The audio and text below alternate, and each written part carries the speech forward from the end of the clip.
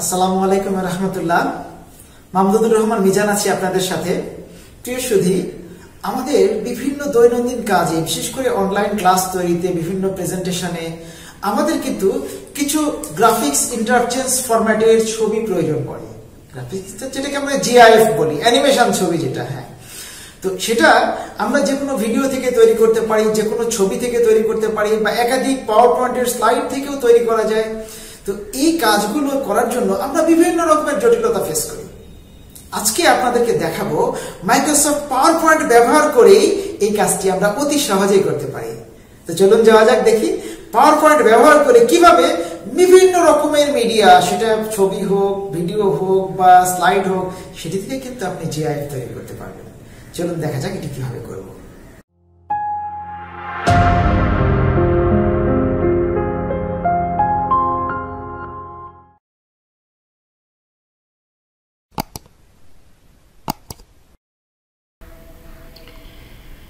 তো প্রিয় সুধী, আগেই বলেছি এই কাজটি করার জন্য আপনার কম্পিউটারে পাওয়ার পয়েন্ট অ্যাপ্লিকেশান থাকলেই হবে।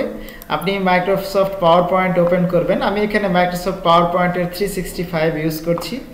তো এর জন্য আপনি প্রথমত একটি ব্ল্যাঙ্ক প্রেজেন্টেশন নিন, বা আপনার কোনো এক্সিস্টিং প্রেজেন্টেশন থেকেও আপনি তৈরি করতে পারেন। তাহলে আমার এখানে যেগুলো আছে এগুলো বক্স কিছু দরকার নেই। আমি খুব সহজে একটি ভিডিও থেকে কিভাবে এগুলো Ctrl+A দিয়ে ডিলিট করে দিলেও সব চলে যাবে, এগুলো সরিয়ে দিলাম। হ্যাঁ, আমি মনে করেন একটি ভিডিও ফাইল, যেমন আমি একটি ক্লাস তৈরি করব, ক্লাস লেকচার, যেটা ভিডিও ফাইলটা আপনাকে দেখিয়ে দিই। আমি কিছু ভিডিও ডাউনলোড করেছি, যেমন মনে করেন আমি ডিএনএ রেপ্লিকেশন বা ডিএনএর এই গঠনের এই যে এই ভিডিওটা, হ্যাঁ, এই ভিডিওটা একটু ওপেন করে আপনাদেরকে দেখাই। এই ভিডিওটা এটি কিন্তু MP4 আছে, এই যে MP4 ফরম্যাটে। তো এটা তো একটা নির্দিষ্ট সময় প্লে হয়ে বন্ধ হয়ে যাবে। আমি চাচ্ছি এটাকে GIF করে লং টার্ম ধরে এটাকে, যেমন এটা এই যে কয়েক সেকেন্ড একটা ভিডিও, কয়েক সেকেন্ড প্লে হয়ে এটি কিন্তু বন্ধ হয়ে যাবে। এই ভিডিওটাকে, অর্থাৎ এই ডিএনএ এর গঠনটাকে আমি আমার একটা অনলাইন ক্লাস নেব, যার ব্যাকগ্রাউন্ডে দেখতে চাই। দেখুন এটা কিন্তু বন্ধ হয়ে গেল। এখন আমি ব্যাকগ্রাউন্ডে দীর্ঘ সময় ধরে এটা রাখতে চাই, তাহলে অবশ্যই আমাকে এটা একটা GIF বানাতে হবে। তো GIF বানানোর জন্য এই যে কথাটা বলছিলাম, এই যে দেখেন ডিএনএ, এই ফাইলটা আমি খেয়াল করুন, এটি আমি এখানে নিয়ে আসবো। তাহলে আমি এখানে একটা ভিডিও ইনসার্ট করব। তো ইনসার্ট, এই যে দেখুন ইনসার্ট থেকে ভিডিও, হ্যাঁ, এই যে এখানে আপনি ভিডিও এখান থেকেও নিতে পারেন, এখান থেকেও আসতে পারেন। তার video from my PC, online থেকে নয়, মাই পিসিতে যে ডাউনলোডের মধ্যে কোনটা, এই যে এটার কথা বললাম। তাহলে এই ভিডিওটা আমি আমার স্লাইডে আনলাম। এই ভিডিওটায়, এটা দেখুন কয় সেকেন্ডের একটা ভিডিও আছে, এই যে খুবই ছোট্ট একটা ভিডিও, কত 7-8 সেকেন্ডের একটা ভিডিও, ঠিক আছে। এটাকে আমি মনে করেন বন্ধ করলাম, স্টপ প্লে করলাম। হ্যাঁ, এইটা এখন আচ্ছা, এটা অ্যানিমেশন আইডিয়া দিচ্ছে আমাকে, এটা আমি একটা GIF-এ পরিণত করব। তো এছাড়াও আপনি কিন্তু আরও স্লাইড নিতে পারেন, যেমন আপনি এখানে একটা নতুন স্লাইড নেন, হ্যাঁ, এই নিউ স্লাইডে গিয়ে এগুলো ডিলিট করে এখানে যদি আপনি আরেকটা ভিডিও আনেন, দেখেন আমি ডিএনএর আরেকটা ছবি এখানে অ্যাড করি, হ্যাঁ, এই যে ইনসার্ট থেকে আরেকটা ডিএনএর ভিডিও অ্যাড করি, ভিডিও ফ্রম মাই পিসি, এই যে দেখুন এখানে একটা ডিএনএ রেপ্লিকেশন বা এখানে আরেকটা ডিএনএর ভিডিও, এটাই যদি নিয়ে আসি মনে করেন, এটাও নিয়ে আসলাম পরের স্লাইডে। তাহলে আমি এই দুটো স্লাইড বা আমার যতগুলো স্লাইড থাকবে, এই স্লাইডে যা লেখা থাকবে, লেখা বা আমার অন্য ছবিও যদি থাকে, সেই ছবিগুলোকেও কিন্তু আপনি এখানে অ্যানিমেশনের মাধ্যমে অর্থাৎ GIF তৈরি করতে পারেন। তাহলে আমার যতগুলো স্লাইড তৈরি হলো, আমি করলে এখানে দুটো স্লাইড দিয়ে যদি দেখাই, এই দুটোকেই আমি মনে করি GIF তৈরি করব। তাহলে আমার কাজ প্রায় শেষ। এখন আমি কি করব, ফাইলে ক্লিক করব। যে দেখুন ফাইলে গেলেন, ফাইল থেকে আপনাকে যেটা করতে হবে, যেভাবে আমরা ভিডিও তৈরি দেখিয়েছিলাম, হ্যাঁ, আপনারা যদি ওই যে আমার কিভাবে পাওয়ার পয়েন্টের মাধ্যমে ভিডিও তৈরি করতে হয়, যদি এটি দেখতে চান, আমি এই যে আই বাটনে ক্লিক করে আপনি এটা দেখে আসতে পারেন। হ্যাঁ, সেক্ষেত্রে আপনি কিভাবে, তো এই এক্সপোর্টে গিয়ে যেটা করবেন আপনি, আমরা এর আগে ক্রিয়েট ভিডিও দেখিয়েছি, এখন আমরা যেটা করব, ক্রিয়েট অ্যান অ্যানিমেটেড GIF, ঠিক আছে। এই ক্রিয়েট অ্যান অ্যানিমেটেড GIF-এ ক্লিক করবেন। তখন আপনাকে এখানে কেমন মিডিয়াম সাইজ নাকি লার্জ সাইজ নাকি এক্সট্রা লার্জ সাইজ, যে সাইজ না স্মল সাইজ, মনে করেন আপনি large size 720 pixel, medium size 480 pixel, যদি আপনি এক্সট্রা লার্জ তাহলে একেবারে ফুল এইচডি পিক, আমি মনে করেন লার্জ যেটা এইচডি পিক্সেল বা 720 পিক্সেলের এটা আমি চাচ্ছি, বা আপনি এর বড় চাইলেও চাইতে পারেন।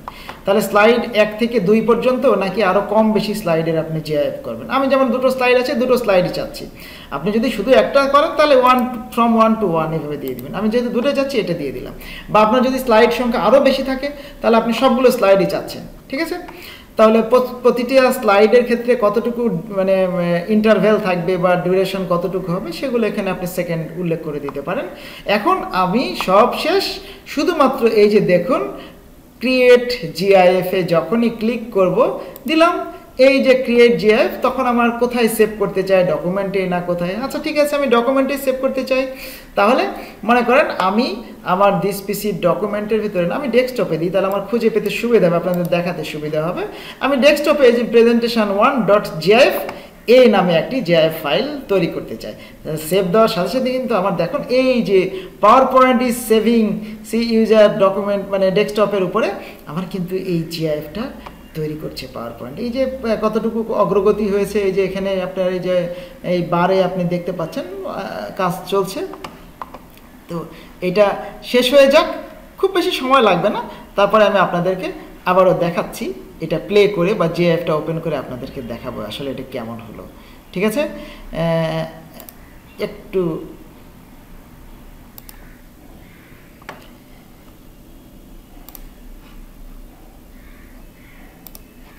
হ্যাঁ প্রিয় সুধী, দেখুন আমার কিন্তু জিআইএফ তৈরি হয়ে গেছে।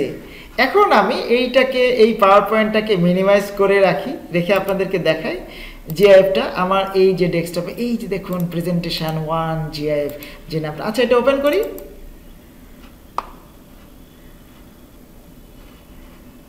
দেখুন এটা কিন্তু যে 2টো স্লাইডের জিআইএফ এটি আমার চলতেই থাকবে, এটা কিন্তু বন্ধ হবে না, এটা চলতেই থাকবে। ঠিক আছে, এরপরের স্লাইডটা এটা 7-8 সেকেন্ডের মতো আছে, জাস্ট পরের স্লাইড এই যে দেখুন পরপর 2টো স্লাইডে যেই ভিডিওটুকু ছিল, আপনি যদি 2টো স্লাইডে 2টো ছবি রাখেন, 2টো ছবি আপনার জিআইএফ হয়ে যাবে। আপনি যদি এখানে কোনো টেক্সট রাখেন, সেই টেক্সটটা এরকম, অর্থাৎ আপনার পাওয়ার পয়েন্টের স্লাইডে যেটিই থাকবে সেটি কিন্তু আপনি এরকম জিআইএফ আকারে আপনি পেয়ে যাবেন। তো প্রিয় সুধী, আপনারা দেখলেন কিভাবে একটি ভিডিও থেকে বা একাধিক ছবি থেকে বা বিভিন্ন স্লাইড জিআইএফ ফরম্যাটে অর্থাৎ গ্রাফিক্স ইন্টারচেঞ্জ ফরম্যাটে আমরা চেঞ্জ করতে পারি, এবং এটির মাধ্যমে আমি যে কোনো প্রেজেন্টেশনে বা আমার ভিডিও অনলাইন ক্লাসের ব্যাকগ্রাউন্ড এগুলো কিন্তু আমি বিভিন্নভাবে আকর্ষণীয় করে তুলতে পারি। তো আপনি যদি আমার চ্যানেলে নতুন হয়ে থাকেন অবশ্যই সাবস্ক্রাইব করে রাখবেন এবং বেল বাটন বাজিয়ে রাখবেন যাতে এরকম আপডেট পান। আর যদি ভিডিওটি ভালো লাগে অবশ্যই লাইক করে, কমেন্ট করে, শেয়ার করে আপনার অন্য বন্ধুদের জানিয়ে দেওয়ার সুযোগ করে দেবেন। ভালো থাকবেন, আল্লাহ হাফেজ, আসসালামু আলাইকুম ওয়া রাহমাতুল্লাহ।